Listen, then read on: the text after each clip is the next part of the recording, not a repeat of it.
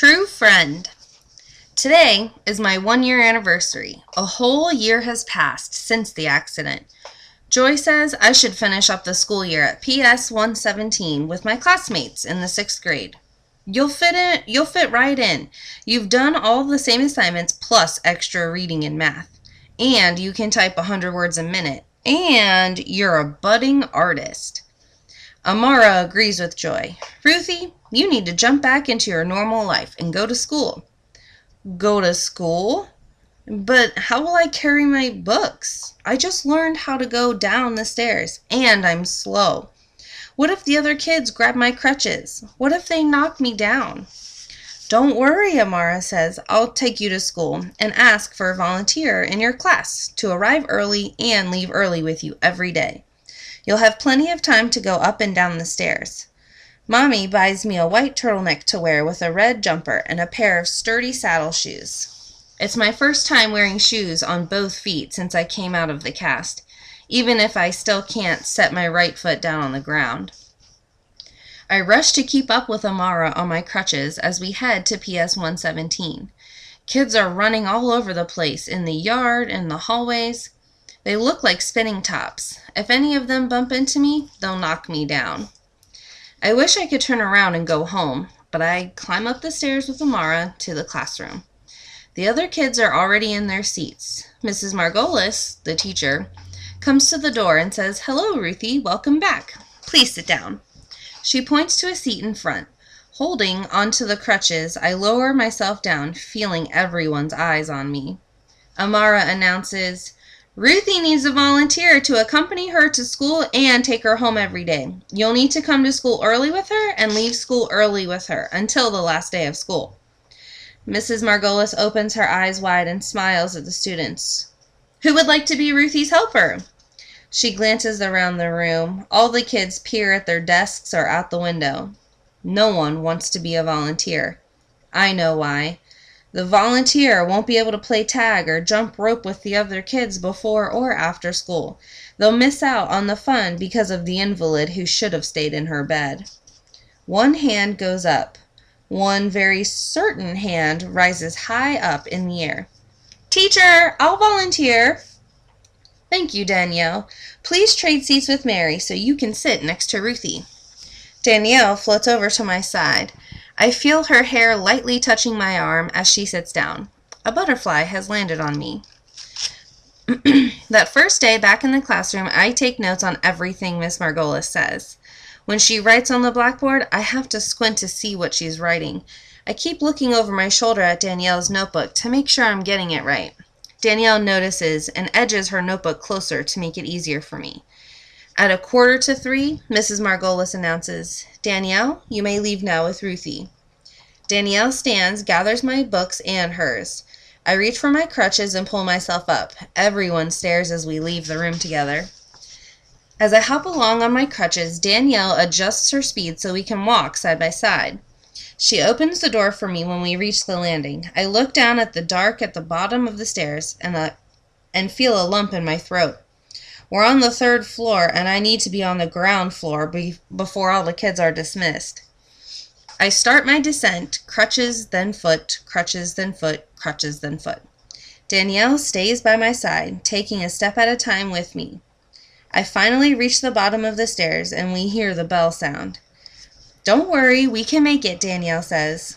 Just in case, I hop along faster, extending my crutches as far in front as I can to take longer steps.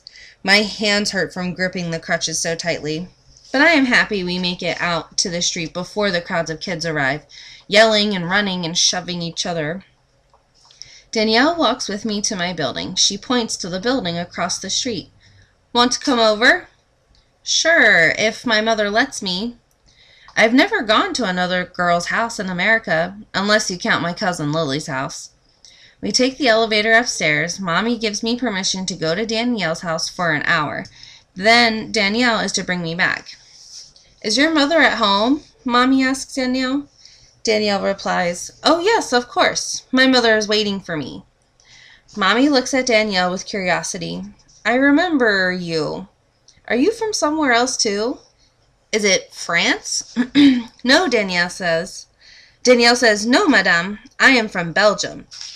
As we leave, Mommy says to me, "Don't tire yourself too much the first day back in school. Be back in an hour like I told you."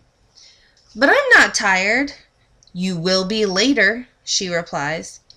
Although Mommy looks at me sternly, I can see that she's sad. I say to her, "You miss me being at home with the bedpan. Wasn't that so much fun?" "Don't be silly," she replies and laughs. "But yes, some of it is true. I do miss being with you." I know Mommy is lonely. It's funny that now I can go out on my own, she wants me home. When we arrive, Danielle's mother, Mrs. Levy Cohen, is in the kitchen. She's dressed in a fancy tweed suit as she stands over a pot of bubbling hot water. Come in," she says cheerfully. Danielle introduces me. "This is Ruthie. Remember you told me to visit her? She was in bed for almost an entire year with a broken leg." Mrs. Levy Cohen says, "Oh la la, poor child. But you are better, no?" "Yes, much better," I say. "Thank you for telling Danielle to visit me. I was very lonely during that year." "I told Danielle many times to go see you," Mrs. Levy Cohen says.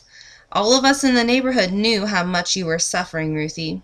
Your Aunt Sylvia told everyone. But we didn't need to be told. We saw you being carried back and forth in the ambulance. It broke our hearts." Danielle lowers her head and mutters, "I'm sorry. I didn't like seeing you that way, Ruthie. You were Miss Hopscotch Queen of Queens. It wasn't fair. How could you, of all people in the world, end up in bed, not even able to sit up? It made me so sad. That day I went to see you, all I wanted was to cry and cry. That's why I didn't go visit you anymore. I would have made you more miserable." "Did Danielle tell you what she did?" Mrs. Levy Cohen says.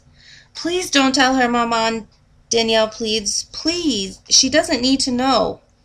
"But I will tell her, just so Ruthie realizes you had her in your thoughts, even if you didn't go visit her, as you should have." "Maman, no, but if you must." Mrs. Levy Cohen looks at me and smiles. "When Danielle heard you were in the accident and lost your go-go boots, she put away her go-go boots and said she would save them for you and give them to you when you were all healed." "Come, I'll show you," Danielle says, and leads me to her room. The walls are painted dark pink, a grown-up pink, not a foofy pink. Her bedspread has a cool design of huge red and orange poppy flowers. Danielle opens the door to her closet. "Look," she says. She shows me her go-go boots, nestled in tissue paper, resting in the box they came in. "Whenever you want them, they're yours." "Thank you, Danielle. I thought you weren't a true friend. Now I know you are." "I could have been better, but I promise I'll be better now." There's a delicious buttery smell coming from the kitchen. Danielle looks at me, her eyes gleaming. "That's the puffs. Smells like they're ready." "Puffs?" I ask her. "They're the best puffs in the whole world. Wait till you try them." Danielle's mother calls to us from the kitchen. "The puffs will be ready in 5 minutes, girls. Please wash your hands first." "Yes, Mama, of course." Mrs. Levy Cohen has the table set with 2 plates, 2 forks, and 2 lace napkins. "Sit quickly. The puffs are at their best right now."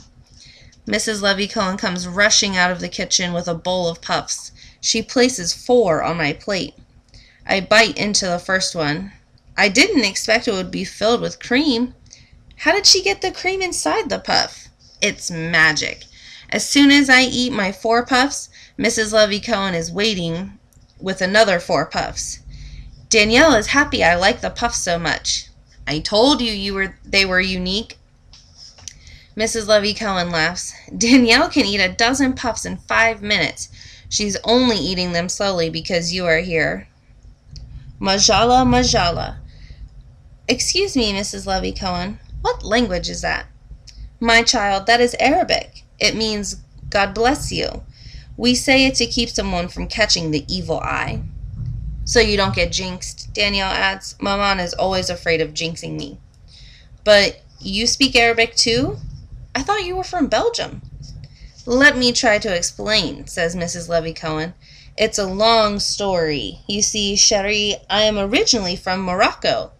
I moved with my family to Belgium when I was a child. That is why I speak Arabic and French, and now English too, with my thick accent. It is Hebrew I should speak, because I am Jewish, but I never learned it. She stands and begins to clear up the plates. Wait, Mama, can we have one more puff? Just one, please? You've eaten too many. But since it's Ruthie's first time, I will make an exception. But only for today. After being upset with Danielle, now I hope she will be my friend. I want to keep eating puffs at her house forever. Yes, Danielle is now my best friend. Every day I go to her house after school. Mrs. Levy-Cohen always has a surprise in store for us. She says we can't have puffs every day or we'll get so fat we won't fit through the door. Darlings, you must have healthy foods that won't ruin your figures. She cuts up watermelon in little squares of feta cheese and runs a toothpick through them that has a tiny umbrella perched at the end. She gives us a warm bowl of tomato soup, and I like it a lot more than I thought I would. She makes us cucumber sandwiches with edges scalloped to look like flowers, filled with thin slices of salami.